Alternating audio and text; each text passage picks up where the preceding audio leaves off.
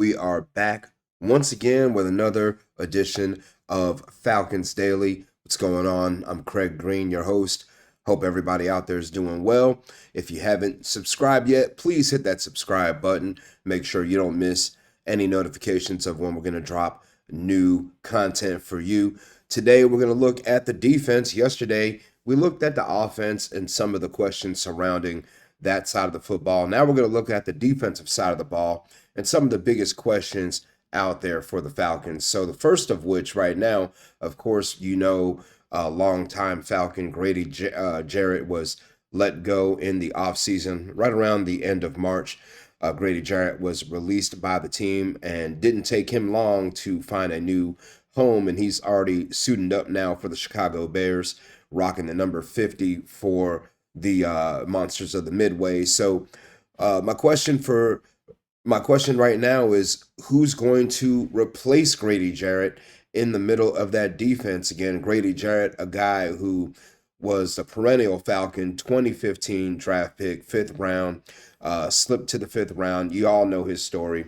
Uh, his house burning down during the draft, being announced as a Falcon by his biological father, Jesse Tuggle, during the NFL draft. I mean, one of the most surreal things that I've ever seen during the draft. I mean, it just was meant to be for Grady Jarrett to wear the Atlanta Falcon colors for as long as he did. And, it really hurt to see him let go by the team, but I kind of understand it as well because, Grady is, you know, 10 years with the Falcons going into his 11th year, and I'm sure he wants to win, so he's looking for someone where he can be a difference maker and be the piece that gets them over the top to win the championship. So he's going to give that his best shot in Chicago. So in Atlanta, though, meanwhile, who's going to replace Grady Jarrett in Atlanta? I mean, you've got plenty of candidates to look at, guys who can fill in his spot. I mean, really, we're not talking about one guy. We're looking at two, three, four players right now. It's going to have to be a committee because Grady Jarrett was a guy who commanded double teams, triple teams at times. I mean, you all remember in Super Bowl 51, the man had 3 sacks on Tom Brady. He may have won MVP of the Super Bowl if the Falcons defense as a whole could have finished the job. But alas, Grady Jarrett's still a ridiculously successful career in Atlanta. Two-time Walter Payton Man of the Year nominee. Again, just a difference maker on and off the field for the Falcons. But looking at the guys who can possibly replace Grady Jarrett, I mean, first you got to look at some of the veteran players. First of all, David Onyemata, who's going to try to lead that defensive line going forward. After Onyemata, you'd have to look at other veteran players, Kentavious Street, maybe Lakel London, TQ Graham. Again, uh, Graham has been there for it's just as long as he's been there just as long as anybody else in the team. He was somebody who really teamed up with Grady and worked with Grady in the offseason. Someone that that Grady Jarrett had passed on some of his work ethic too. So we'll see if TQ Graham can be another guy who could step up. Don't forget about some of the young guys too, Ruka Rororo and also Brandon Dorless, draft pick from last season as well. These are some of the contenders you have, but I think it's going to be a committee that has to take over that spot for the Falcons. It's not going to be just one guy. Again, Grady Jarrett did so many things for them, and I think it's going to really be one, two, three, four of those players stepping up and taking his place. Next on our list, we're looking at Brillan Trice, a player that missed the entire 2024 season because of an injury. You may remember Brilliant Trice was the third round pick out of the University of Washington, former Husky, and of course a teammate of Michael Penix, the defensive MVP in 2022 and 2023 for the Huskies. Can Brilliant Trice be one of those players who can make an impact for the Falcons? I mean, we're talking about edge rushers and who the Falcons lost and who is still here. Again, Matthew Judon moving on. Also, looks like Lorenzo Carter is going to move on as well. So But you do have the additions of Jalen Walker from the draft, of course, Leonard Floyd, now a Falcon coming in from the 49ers. So, can where's Braylon Trice fit into the mix? Again, Braylon was a guy who was highly touted. During camp, he was putting in a lot of work. Coaches really like what they saw out of Brillan Trice. And, in Miami against the Dolphins in the preseason, he lined up to rush the passer and ended up just hurting himself. Just non contact injury, just freak accident. Unfortunately, those things happen. So Braylon missed the entire 2024 season, and we'll see if he's ready to go for 2025. But they really could use his speed off the edge. I mean, he was a 4.5 40 coming out of college. So Braylon Trice again, a guy 6'3" is someone who can with the long arms and the speed coming off the edge. We'll see, what he's going to bring to the Falcons in 2025, but they're going to need him. They really do. They're going to need as many guys as possible because, the sack number they had last year, they were 30th in the league. It's not good enough. You're going to have to find a way to get home because that's going to really be the thing that's going to help out Michael Penix and the offense, as well as helping out the defense to get them off the field. Safety, let's take a look at the strong safety question right now.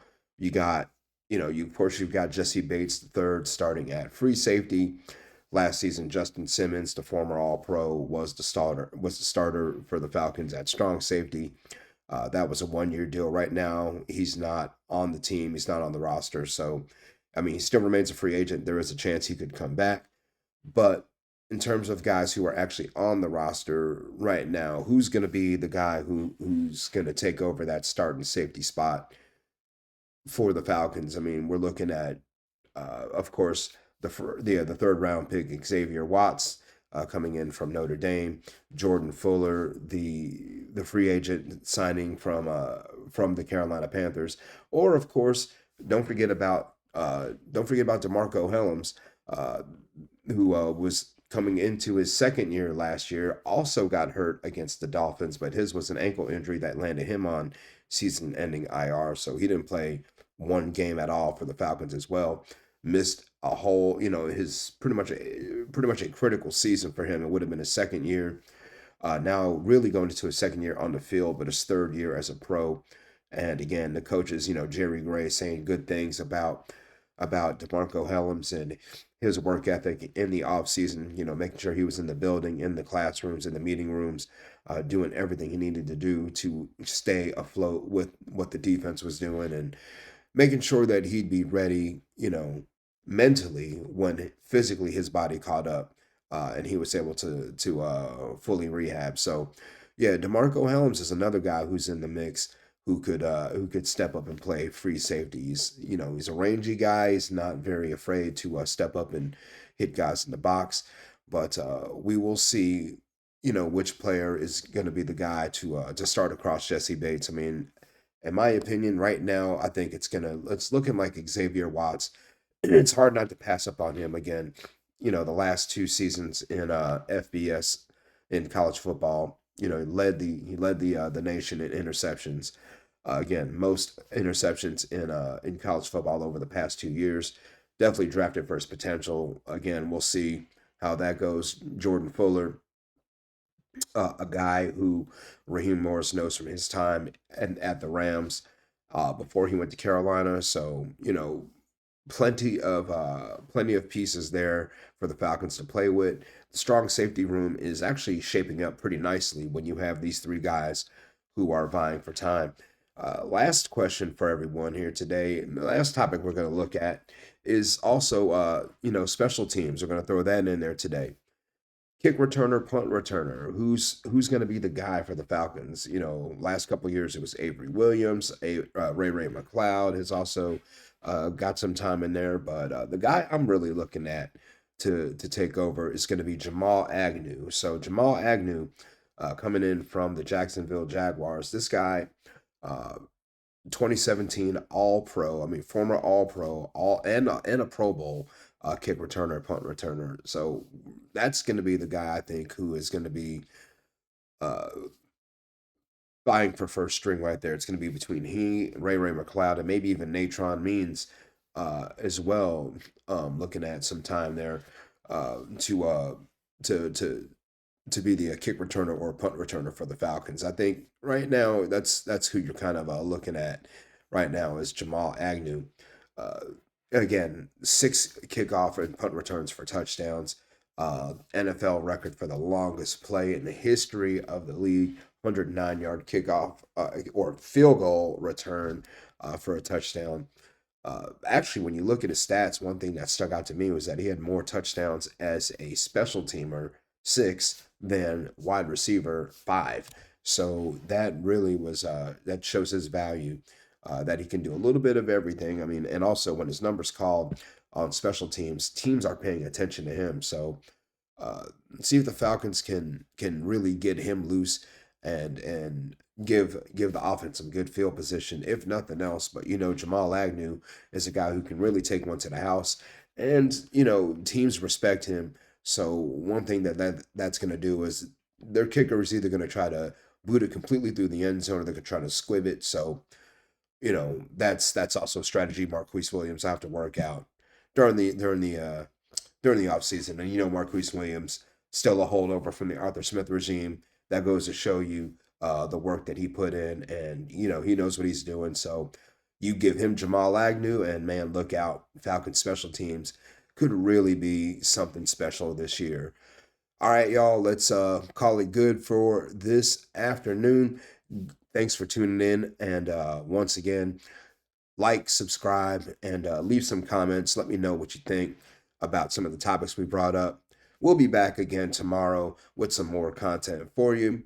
Until then, I'm your guy, Craig Green, CG. We will see you later. Have a good rest of your day.